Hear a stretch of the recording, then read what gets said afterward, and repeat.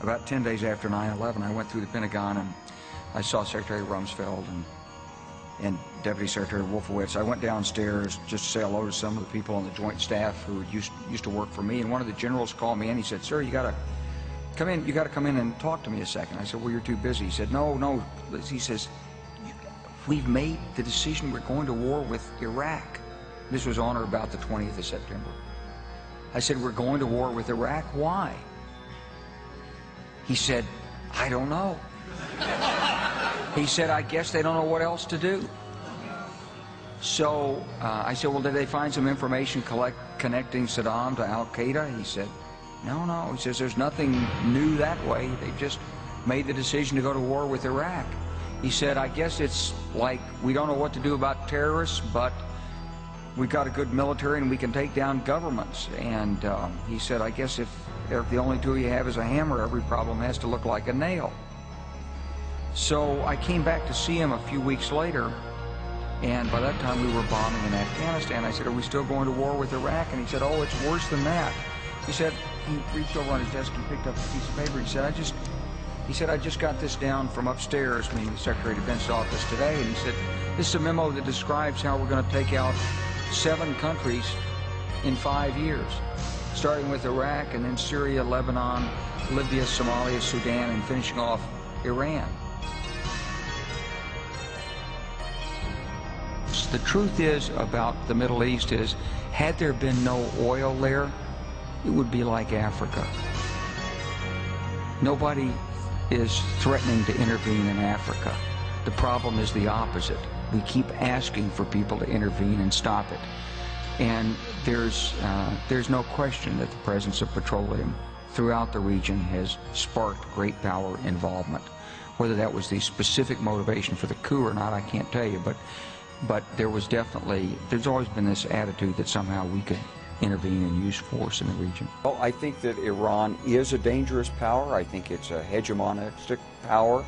It would like to have greater control in the Middle East. It is a threat to the nations in the Middle East, and as the President said, if it had nuclear weapons, it could be a threat to the United States as well. Do you think that the United States can stop Iran from obtaining those nuclear weapons through diplomacy, especially given with all these sanctions that we have? I was in Iran a few months ago. They seem to get plenty of what they need, in part from, well, places like China. If the United States could bring China and Russia to bear, if we really went after the sanctions in the toughest possible way, if we're willing to impact Iran's ability to deal in oil, then I think it's possible that sanctions could have a decisive impact. I think sanctions are already having an impact. I think there's no question that we've made it tougher on the Iranian regime, but it's clear that the Iranian regime seems determined to move ahead. One thing that amazed me when I was there was that the most common bill in Iran has the nuclear symbol emblazoned on it. And everyone we talked to there seemed to very much support the program for whatever reason, from a public relations point of view. So does that mean that this really becomes inevitable, that the people there are willing to make the sacrifices that are needed to pursue a full nuclear program?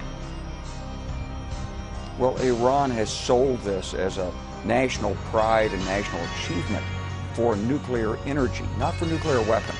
They're continuing to deny their nuclear weapons program, but of course the indications are that they're pursuing it. I think the President's had a very strong and proactive policy in this. I think he's been very tough-minded on it. He's offered diplomacy, he's offered dialogue, he's gone for tough sanctions, he said no options off the table.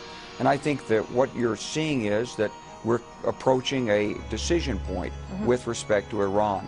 But it's a little bit difficult for me when I watch the dialogue going back and forth that no one has any better answer to this than our President has right now. General Clark, do you think that America could go to war in Iran right now if we needed to? Because there are plenty out there who say we can't. The military is overextended. We have cuts hitting our military, that the bluff of the United States could be called if military force in Iran were required. We don't have what it takes. Well, we wouldn't be going into Iran to occupy Iran. There's no requirement to do that. We would go in with some fairly significant strikes. I don't think they'd be limited just to the Iranian nuclear facilities, but they'd be much broader strikes against Iran's military and industrial complex and its ability to retaliate.